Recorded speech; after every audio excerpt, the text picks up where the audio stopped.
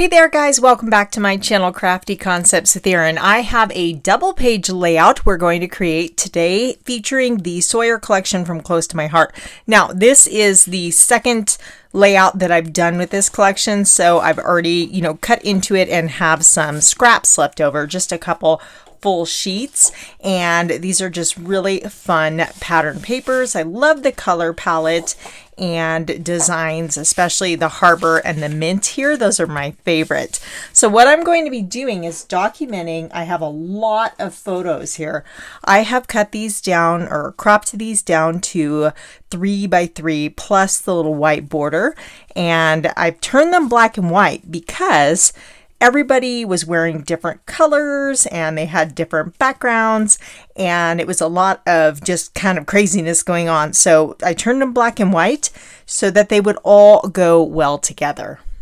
The Sawyer collection is a very friendship themed collection, so I thought it'd be perfect to document my friends on the creative design team. Since this is a double page layout, I'm going to be using both of my VersaMats, and we'll get those centered for you. I am building my layout on White Daisy cardstock. I'm going to be working with some busier pattern papers, so I definitely want to have some white space in the background.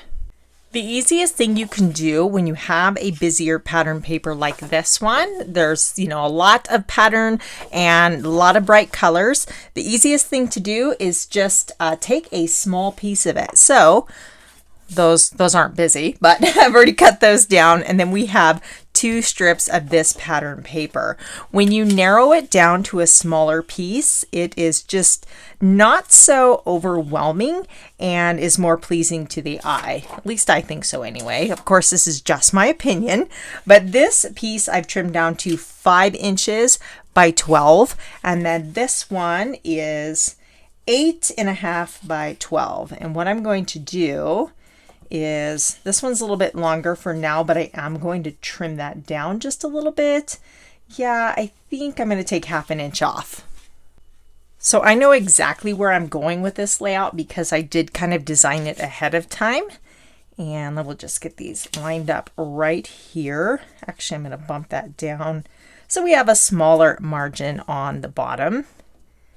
And then basically it's going to create a double page that is put together as if it was 12 by 24 inches. I am going to put a little dovetail in this end right here. Rather than have this go all the way to the edge, I thought it would just give it a little bit more interest and character to have it stop about 1/2 inch in from the left edge, and then put this banner element on the end there. Off camera, I'm going to go ahead and use Harbor ink and ink up the edges that will be showing. So just the top and bottom of these papers here. Anytime I have white going into white, I really like to do this especially. So I'll go ahead and finish this up off camera real quick. So I got those edges all inked up, and then anytime I have 2 pattern papers meeting like this, I like to just put a transition piece in just to finish that off. So you can use shimmer trim or a strip of cardstock. In this instance, I am using a zip strip, which is the branding strip. It tells you the name of the paper pack and all the colors that coordinate, which is super handy. So let's see, actually I am going to put a little dovetail in the end of that one as well. Let me do that super quick. Just cut up from the middle and then each corner, and it usually works out really well. So yeah, we're going to go just like that. So I am going to cut it right there. Super precise, I know. And there we go. Get this one straight. I'm not adhering this piece down yet because I'm going to add my journaling behind that at the end. So I'm going to create a pocket. So I don't want to adhere that down quite yet. So I put these photo mats on here because I want to show you this is what I was first envisioning, and I cut photo mats, and I'm going to place my pictures, and I'll explain here. There's actually a reason why I am placing each picture where I am. And where's Andrea? Oh my goodness, I've lost Andrea. Andrea! Let me find her. I'll be right back. I found her. She was hiding under the sticker sheet. It is amazing how you can lose things in such a small space and so quickly. So there is definitely method to my madness where I placed each of these photos. You'll notice that if you look at Andrea's over here and Chelsea's as well as Jama's, they all have the same background. It's foliage, it's the same texture, and you'll notice these two have similarities. And these two have similarities. They have a lot of white space going on. So I wanted those two opposite each other. And then Julie's and Carrie's have just kind of a neutral background. So you'll notice that I made a visual triangle with these photos and spread them out because they looked like they had a better balance with that texture in the background. This will actually lead your eye through the photos as well. Photo placement is part of the design and definitely something to take into consideration. So again, I was first thinking about individual photo mats, but then I decided to go with a solid mat, and I'll switch that out and you'll see the difference. So here you can see matted on one solid 8x8 square. I think that it really makes the photos pop. They were kind of getting lost on the background with a smaller mat. I have this little card sentiment, or I use these a lot and have a bunch always punched out, and I thought that would be perfect. I'll create a little embellishment cluster on this piece here. I want to get my journaling element done before I embellish this layout, so I cut this little tag using the tabs thin cut from Harbor Cardstock, and then this is a sheet of 4x6 White Daisy cardstock that I ran right through my printer and printed my journaling on. I'm rounding the corners, and then I will adhere my little pull tab to the top so I can reach right in through a top loading page protector and easily access this journaling card. You can always stamp the word pull or anything like that to let the viewer know that there's something hidden behind there. So whenever you're creating a pocket, you do need a heavy duty double-sided tape. This is red line tape. I really like it, and I'll have it linked in the description box below. If you have heavy duty score tape, that works also. So I am creating a pocket by running a strip on the left and right, and not so tight that you won't be able to get your card in and out. You do want it to have a little bit of wiggle room. Normally I would put that a strip across the bottom as well, but my card's a little bit longer than my, mint green piece of pattern paper there. So that's okay. I'm going to adhere the floral pattern piece really well so it won't slip down behind that layer. If you are enjoying this video so far, I would love it if you would boop the like button, and that tells YouTube that you are appreciating the content. If you have been watching my channel for a while, then you are probably familiar with the creative design team. I met each of these ladies through YouTube, and it's so fun because we're spread out all over the world, Australia, Canada, and the United States. Back to the layout, I cut my title element from the digital collection for Sawyer, and I just thought this little friend's title was so cute. I did shrink it down a bit to fit my layout, but now I'm going to cut a couple circles. This is 4 3/4. I don't need it to be a full circle, so it doesn't matter that my pattern paper wasn't quite big enough. And I actually want this to span across both papers, so I'm going to cut that down. I'll slide this one up over here, and then the other half is going to go. And you know what? I should have adhered that down before I did my pocket because of the score tape. That's okay. We will just cut it and make that work. I'm going to bump these two pages up next to each other just to make sure that that is a smooth transition from one sheet to the next. I also cut a smaller circle here, and let me apply some adhesive, and we will layer that one right next to the larger circle. I just think that looks so cute. So since I introduced yellow in the title, this is the Sundance color. This is a scalloped border sticker off of the sticker sheet, and I'm going to run that across the top of the layout. So I am being mindful of where I'm cutting it. I didn't want it in the middle of a scallop, but in between them. So we'll line that right up across the top here. I think that little scallop piece is so cute, and the Sawyer card making has a die that you can create that with.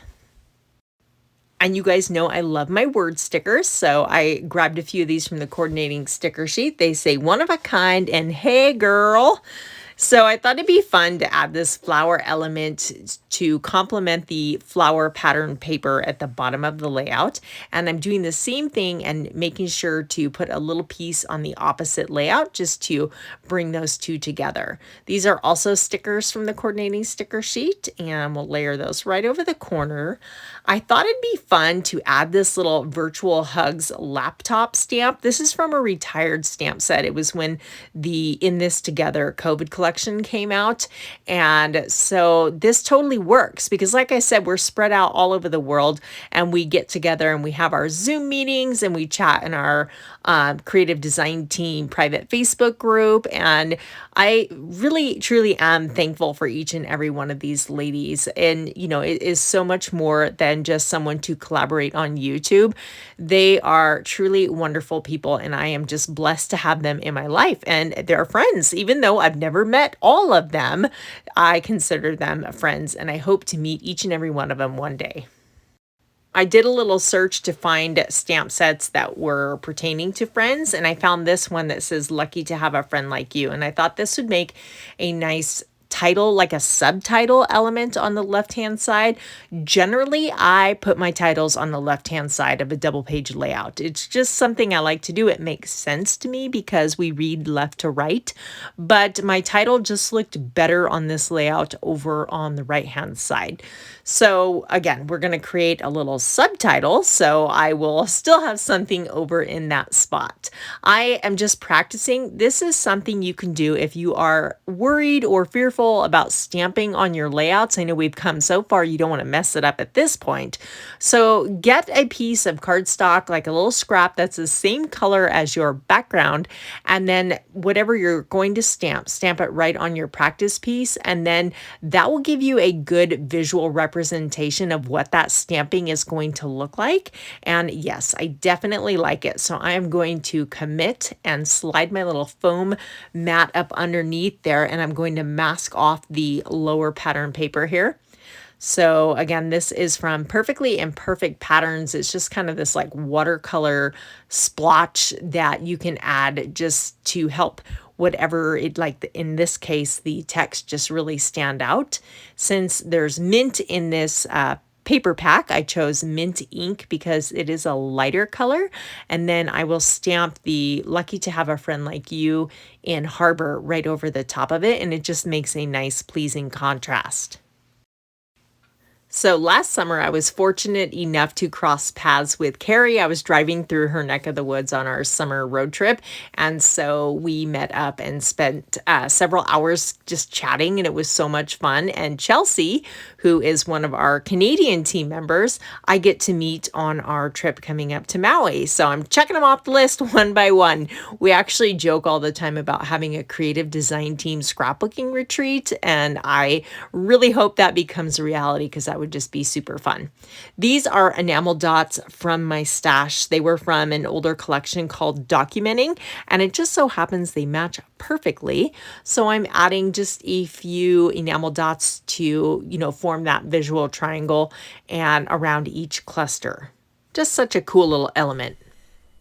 I ended up adding these circles down here to replicate this cluster up top. I created them on a smaller scale, and since I had this yellow border strip, I wanted to add a pop of yellow, so I added another moth and popped it up on foam tape. And my journaling tab here was attached to the center of the journaling card, and it felt kind of random. It felt isolated out here by itself. So what I did is pull that all the way over to the left-hand side, and now it feels cohesive. I would have liked it overlapping the circle, but that's okay. We're close enough, and it makes me happy. It was just a subtle shift, but it made a big difference.